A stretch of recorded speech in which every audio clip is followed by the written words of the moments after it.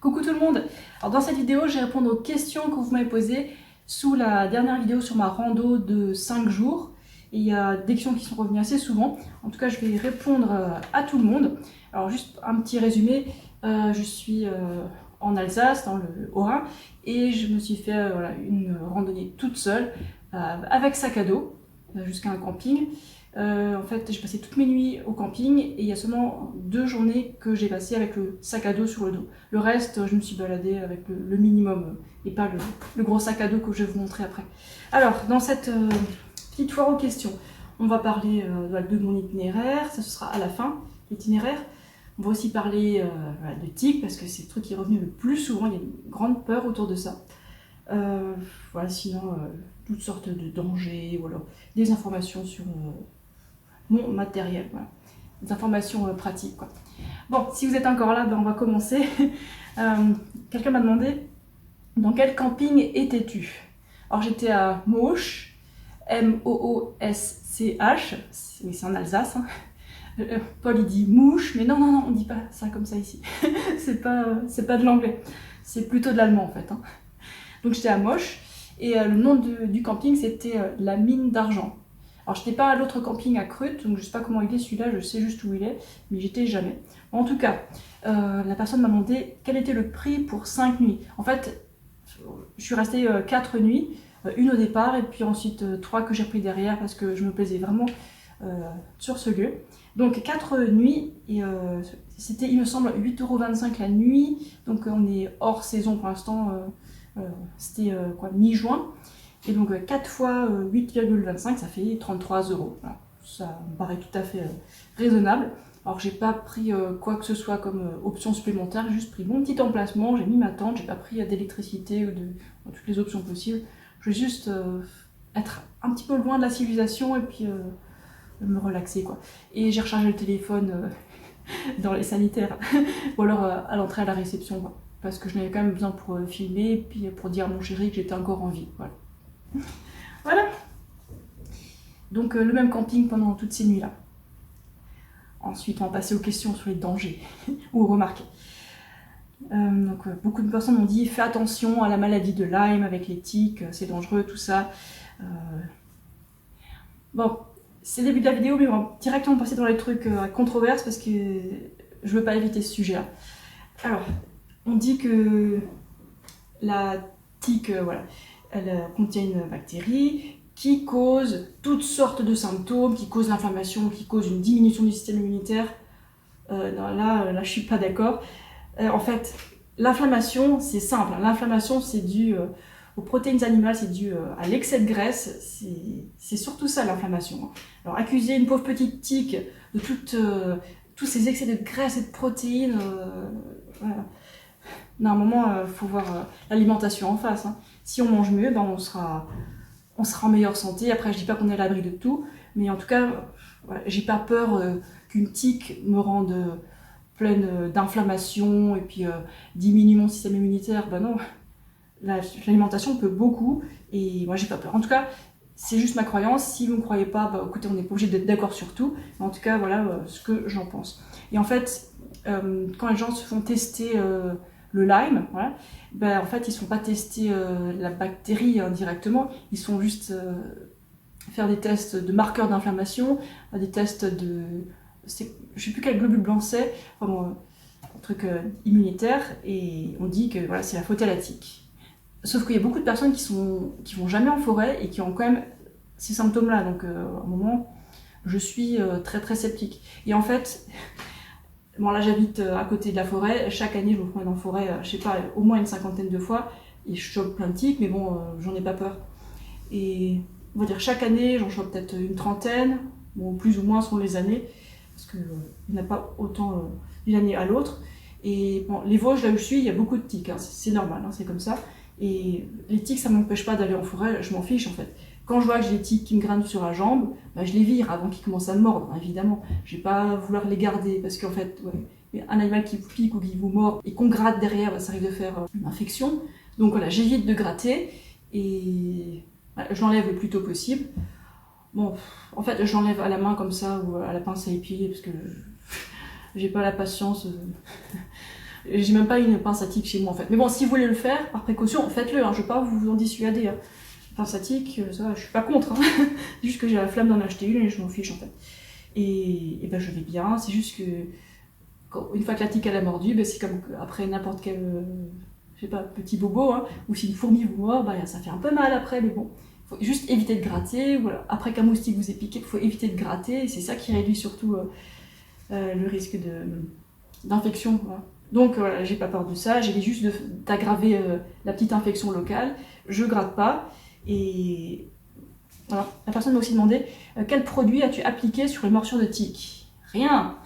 Par contre, j'ai mangé plein de fruits et de légumes frais, mais pas que ça, hein, et ça va, je vais bien.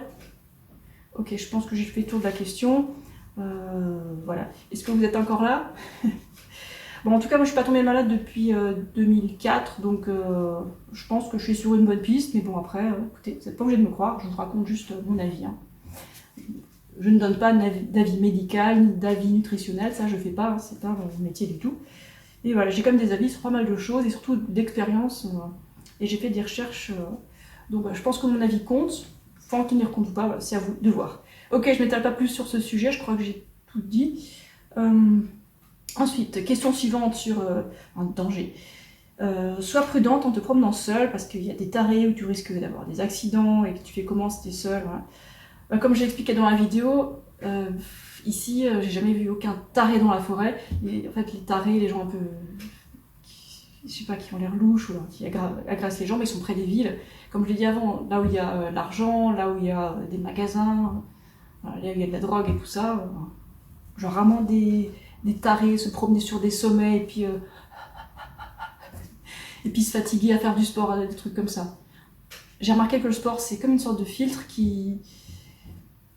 En fait, les sportifs sont généralement mieux dans leur tête que les autres. C'est ce que j'ai remarqué, après je dis pas que c'est un truc qui marche à 100%, mais c'est un truc que j'ai remarqué, voilà, une curiosité. Bah, en fait, si je me promenais, on va dire, à côté de Mulhouse, au quartier chaud, dans la forêt juste à côté de là-bas, bah, je préférais pas être seule. Je serais vraiment pas rassurée, surtout quand il commence à faire nuit. Voilà. Donc je suis pas idiote, hein, je prends mes précautions, mais quand je pense qu'il n'y a pas besoin de flipper pour rien, moi, je stresse pas.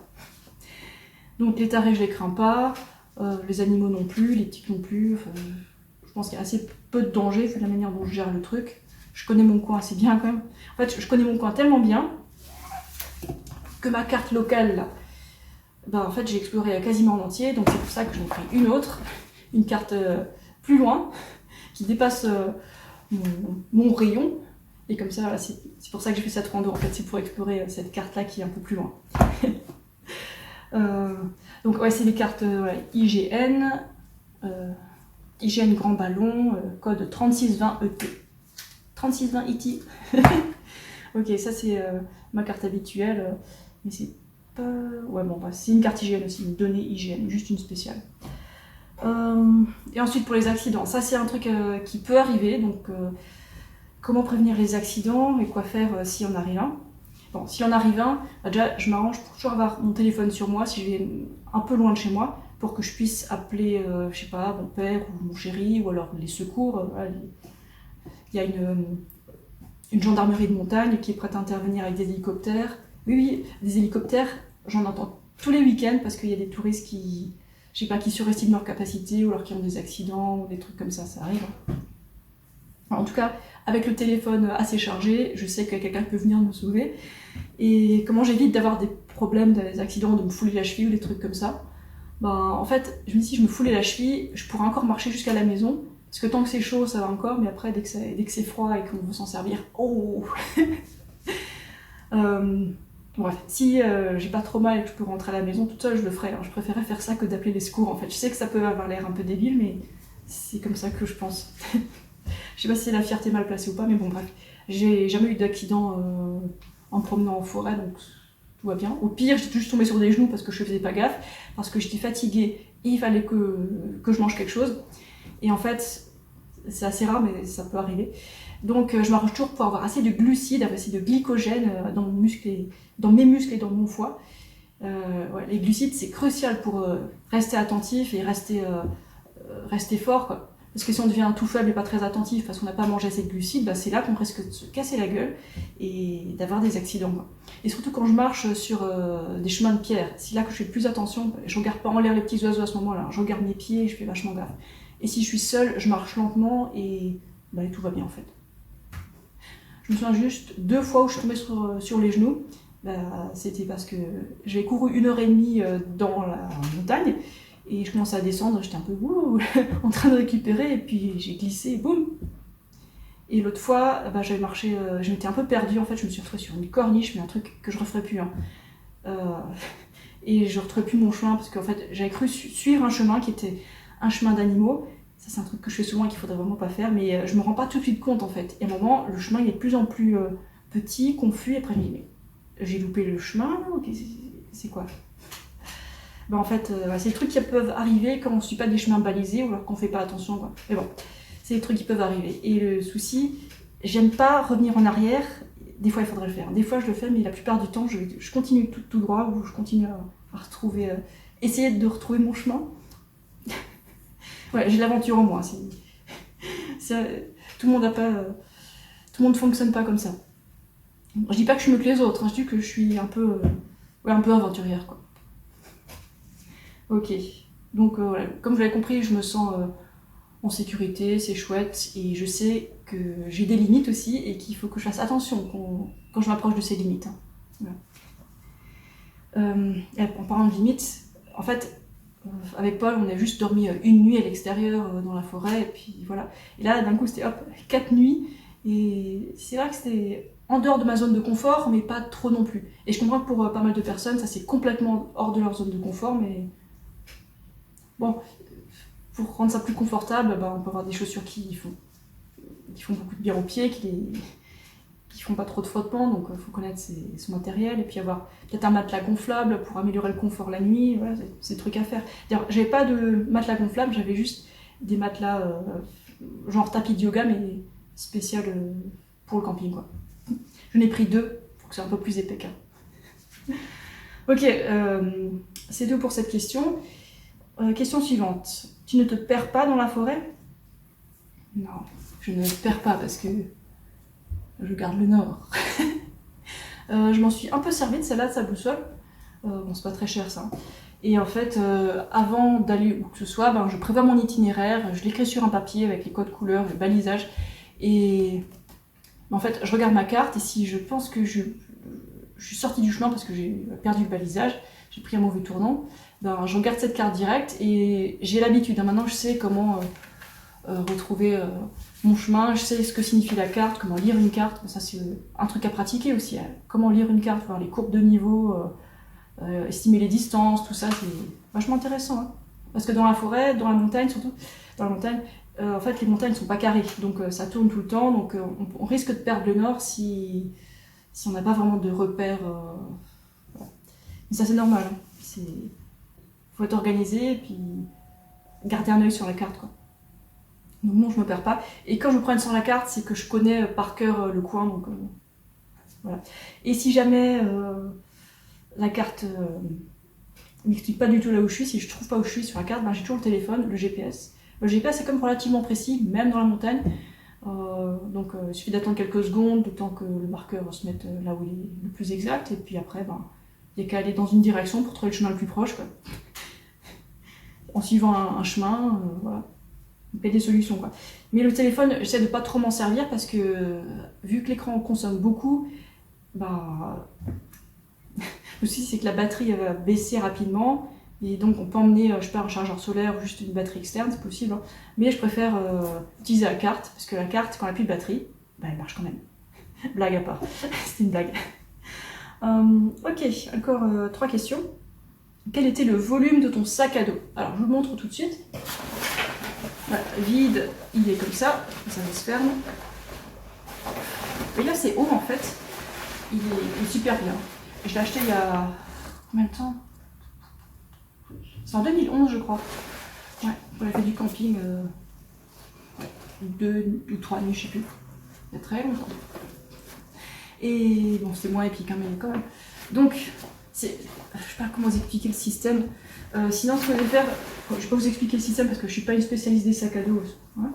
Elle s'appelle Verdon 60, la marque Lafuma. Donc 60 parce que 60 litres. Et ouais, ça a largement suffi. Hein. En fait, c'est surtout le sac à dos et le sac de couchage qui le remplissaient. Et sinon, j'ai mis beaucoup de bouffe en bas. Et à la fin, quand il n'y avait plus la nourriture, bah, c'était beaucoup plus léger. Voilà. Donc moi, je suis plutôt la fourmi, je suis pas la cigale. Ok. Il y a plein de poches partout, donc c'était chouette. La bouteille qui se met sur le dos, là, dans le filet. Il y a une protection au cas où il y a de la pluie. Enfin, une sorte de bâche qui se met tout autour. Il y a de quoi accrocher le tapis de sol. Donc voilà, il est très très bien. Et sur le dos, il fait bien. Il y a aussi de l'espace là, derrière le dos, donc on ne transpire pas trop dans le dos. C'est pas mal. Il est assez léger en plus, donc j'aime bien. Je vais le garder. Ensuite, pour éviter les cloques, tu devrais faire un cataplasme de henné la veille. Faire un cataplasme de henné la veille de chaque jour, là, pendant 5 jours. J'ai la flemme. J'avoue que j'ai la flemme. Peut-être que ça marche, hein. Je te fais confiance. Hein. En tout cas, je sais pourquoi j'ai des cloques le dernier jour. C'est parce que le jour d'avant, bah, j'ai marché dans la rosée, d'abord pieds nus au camping, et ensuite avec les chaussures dans la rosée, dans les herbes, en explorant le village. Et j'ai gardé les pieds mouillés pendant, je sais pas, peut-être 2 heures, parce que je vais juste continuer, je pensais que ça allait sécher. Mais en fait, quand la peau elle devient humide dans les chaussures, dans les chaussettes, bah, c'est là que ça peut commencer à faire naître des cloques, et j'ai un peu sous-estimé cet effet. Mais sinon, la plupart du temps, je m'arrêtais toutes les 2 heures, on va dire, pour enlever les chaussettes, juste laisser les pieds un peu respirer, sécher, et ça a beaucoup aidé, quoi. C'est juste le dernier jour que j'ai eu ce souci, quoi. Et quand les cloques, elles ont claqué, quand elles sont percées, ben, là ça faisait mal en marchant avec, mais j'avais tellement envie de rentrer, je voulais tellement finir que j'ai quand même marché. Ça faisait un peu mal pendant peut-être 5-10 minutes, et puis après, la douleur est partie, donc tout va bien. Et après, je suis rentrée chez moi, ben, le souci est très vite parti, quoi. Ça guérit, quoi, vite. Alors peut-être que chez moi ça guérit plus vite que les autres, ça me surprendrait pas trop parce que bah, je mange tellement d'antioxydants et mon alimentation est tellement anti-inflammatoire que voilà, je m'étonne pas trop, quoi. Ah oui, juste pour finir sur l'inflammation, je vais te citer ça. Sur mon site web 12 Frugalité, j'ai un article sur... en fait j'en ai plusieurs qui parlent de ça, mais bon. J'en ai un qui parle de l'indice PRAL, donc si vous voulez savoir qu'est-ce qui inflamme le corps, notamment les reins, ben, vous allez voir celui-là, l'indice PRAL, P-R-A-L, et vous verrez que c'est encore les produits d'origine animale qui inflamment le corps, quoi. Et l'excès de graisse aussi. Les produits de glycation avancés, ils sont présents en grande quantité dans ce qui est brûlé trop haut, avec une température trop élevée, ou alors ils sont présents dans les produits qui contiennent le plus de protéines et le plus de graisse. Voilà. Donc c'est pas étonnant que quand je limite les protéines et les graisses, ben, en fait j'ai pas d'inflammation, voire tellement peu que ça va, quoi. En fait l'inflammation que j'ai c'est parce que j'ai marché pendant je sais pas 8 heures par jour, quoi. J'ai un peu cherché mais bon ça va, ça s'est vraiment bien passé, j'ai bien récupéré et... Cool. Ok, dernière question, peux-tu nous montrer ton itinéraire? Alors, je vais vous montrer l'itinéraire sur les 2 cartes, et pour ça, je vais tenir la caméra en main et vous le montrer directement. Voilà. Et ah oui, je vais vous montrer ça. Voilà, c'est la tente pour que vous vous rendiez un peu compte du volume. Alors, son nom, je vais le montrer dans la vidéo, mais bon, je vais juste à redire. Je l'ai acheté à Decathlon, c'est la gamme Forclaz, F-O-R-C-L-A-Z. C'est une tente Trek, T-R-E-K, 900 UL. Voilà, pour 2 personnes. Mais bon, faut pas être épais, hein, même pour Paul et moi, on était un peu serrés. Mais bon, on est rentré dedans, quoi. Voilà. Donc elle était très chouette, elle prend pas beaucoup de place, et le poids c'est 1,7 kg, quoi. Et emballée, elle fait 5 litres. Voilà. Cool, j'ai bien aimé. Je vais commencer par vous montrer le jour 1. Tout commence à Metzeral, donc j'ai pris le train jusqu'à cette ville-là, et j'ai commencé à marcher vers le sud. Enfin, j'ai suivi le rond rouge, là, je sais pas si vous voyez, par là, toujours vers le sud. Et là, je sors de la route principale pour prendre la route secondaire, très secondaire d'ailleurs, et je monte. Bon, ça monte en pente douce, hein. Voilà, je continue par là. Hop. En fait, j'ai croisé une rivière, j'ai fait le plein d'eau, bien fraîche, je continue de monter, et ça devient de plus en plus raide. Hein. Je ne sais pas si vous voyez vers la fin, là, les lignes de niveau sont assez serrées. Hein. Donc j'arrive tout en haut, au col d'Oberlauren, la vue était magnifique. Hein. Et ensuite, j'ai pris celle-là, là. Ouais, pas balisée, hein, j'avoue. Ok, et je rejoins mon chemin ici. Et ensuite, hop, on va descendre sur l'autre carte. Et oui, hop, on a basculé de carte, c'est la folie. Donc, le petit triangle rouge, whoop, et j'arrive au Markstein. Oui, il y a plein de trucs qui se croisent ici. Hein. Le Markstein, je connais encore, c'est encore ma zone. Hein. Et ensuite, je prends l'espèce de rouge, blanc, rouge, là, petit drapeau. Et voilà, je descends sur toute la crête. Là, c'était super joli, il y avait un beau petit point de vue. Ok, ensuite, je suis descendue là, jusqu'en bas, jusqu'à Saint-Amarin.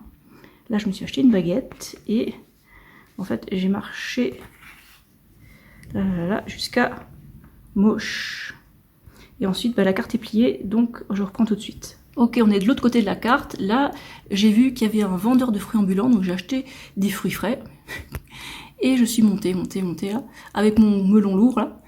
Et là, vous voyez, au milieu, il y a la mine d'argent. Voilà, c'est le camping où j'étais. Et c'était super chouette. Donc là, je me suis reposée, ça faisait une étape de 25 km. Ok, c'est parti pour le deuxième jour. Donc, le camping est là, je suis grimpée là. Suivez le petit triangle bleu, ensuite le rectangle jaune jusqu'au prochain col. Vous voyez tout, hein. Et ensuite, hop, la petite fontaine Saint-Jean. Et ensuite, le triangle jaune encore une fois. Et encore un autre col. Ça grimpait beaucoup, hein. Ça continue de grimper tout le long. Donc j'arrive là et je prends voilà, le grand rectangle rouge. Beaucoup de distance, c'était très joli. Et là, j'arrive au col des Perches. Voilà. Après, je vais pas plus loin parce qu'à un moment, il faut rentrer, finir la boucle dans la journée. Ok, donc je descends jusqu'au lac des Perches, ou Sternsee, voilà, en allemand. Et j'ai trempé mes petits pieds et je me suis dit, tiens, bah, je vais aller au lac qui est là, en bas. Et voilà, donc j'ai pris le rectangle là. C'était chaud, hein. Il y a beaucoup de pierres. Et... Ok, donc j'arrive, il y a deux lacs, le Grand Neuweiher et le Petit Neuweiher. Alors je m'attarde un petit peu, mais pas trop longtemps parce qu'à un moment il faut rentrer. Ensuite, je descends vers le sud-est et je prends la croix jaune. Bon, en gros, c'était des pierres pleines d'eau, tellement il y a de l'eau qui circulait. Et ok, je continue là le long du village. Et là, le chemin croix jaune fini.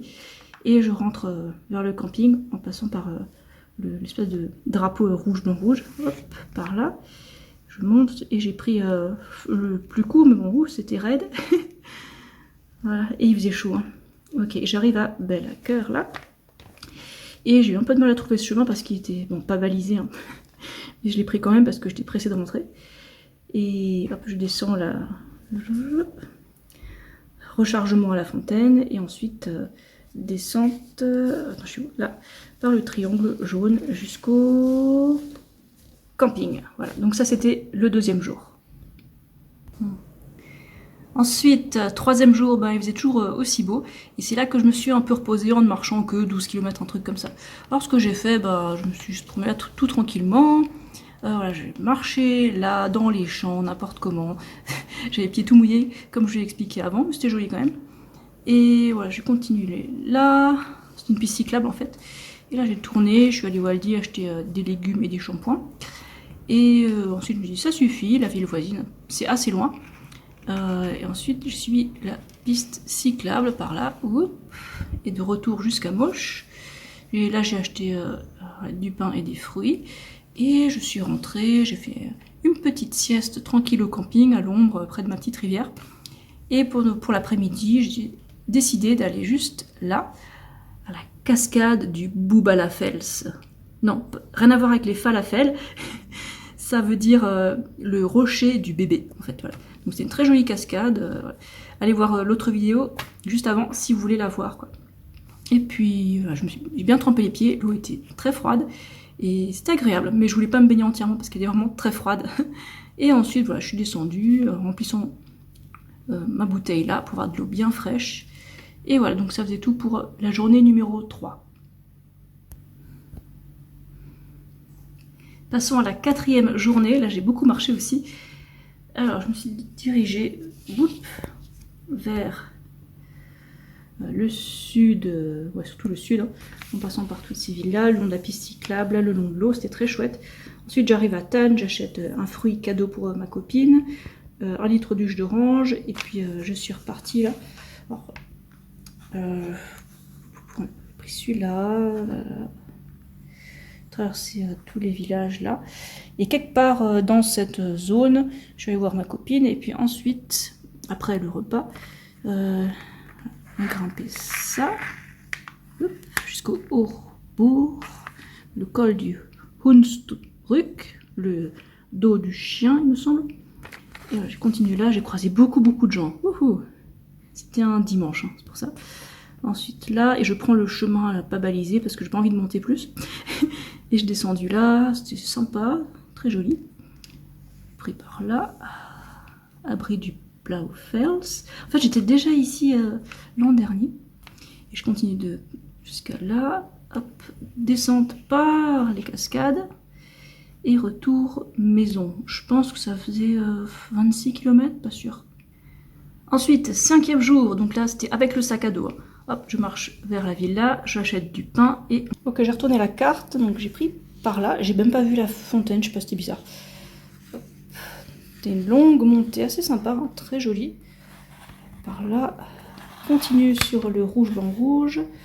Hop, par là, et on continue encore et encore. Et là, ça tourne. J'ai pris le rectangle rouge avant d'aller au grand ballon. Hein. Je suis pas allée jusqu'à là-haut. Une autre fois. Hein. Alors je continue par le Kapitänstraße.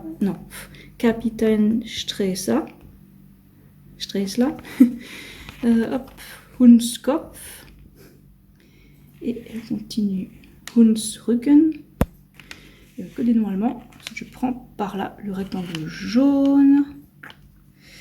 Et ensuite, on arrive là. Ok. Donc, je suis descendue par là. Ça, c'est ce qui est prévu. Sauf qu'en fait, là, j'ai pas fait gaffe et je me suis dit, bon, je vais prendre par là. J'ai improvisé. J'ai pris le chemin pas balisé, pas bien. Là, j'ai marché un tout petit peu. Et là, j'ai pris un autre chemin pas balisé qui s'appelle le chemin de Steinlebach. Voilà. Là, continuer, hop, à travers champ juste pour cette partie. Et oui, des fois, je fais ma rebelle. Voilà, j'ai grimpé là, dernier petit raidillon. Et là, il y avait plein de flaques. Je me suis ramassée. J'étais toute mouillée. Du coup, j'ai changé mes vêtements là. Et ensuite, continuer par là. Et col de Lauren. Hop, Langenfeldkopf. Col du Hilsenfirst. Voilà. Ok, et là, on va dire qu'officiellement, j'arrive dans ma vallée, de ce côté-là. Donc, je descends par là. Hop, et ensuite, j'ai pris là. Là. Là. Descente. Oh là, je me perds un petit peu. Où est-ce qu'on est? Oh, je sais plus. J'ai pas suivi les balisages, en fait. Je connais tellement par cœur que je fais plus attention au balisage. Donc je sais pas, je suis descendue là quelque part. En montant la vidéo, je me suis rendu compte que j'ai pas indiqué le kilométrage de toutes les journées. Donc allons-y. La première c'était 25 km, la deuxième journée c'était 26 km, la troisième 12 km, la quatrième 32 km et la cinquième 35,5 quand même. Donc ça fait un total de 130 km en 5 jours. Une moyenne de 26 km par jour. Ouais, ça le fait. Ok, c'est tout pour cette vidéo. J'ai pas l'habitude de faire ce genre de vidéo, mais c'était assez chouette. Voilà, j'espère que ça vous a plu. Si vous avez trouvé que les informations étaient utiles ou divertissantes, ben, laissez-moi un petit pouce vers le haut. Si vous trouvez que c'était nul, un petit pouce vers le bas. Et ben voilà, c'est tout. Je vous souhaite une bonne soirée ou une bonne journée. Et on se retrouve bientôt, je sais pas, mais on se retrouve sur YouTube, sur Instagram, sur TikTok, sur Facebook, tout ça. Allez, salut!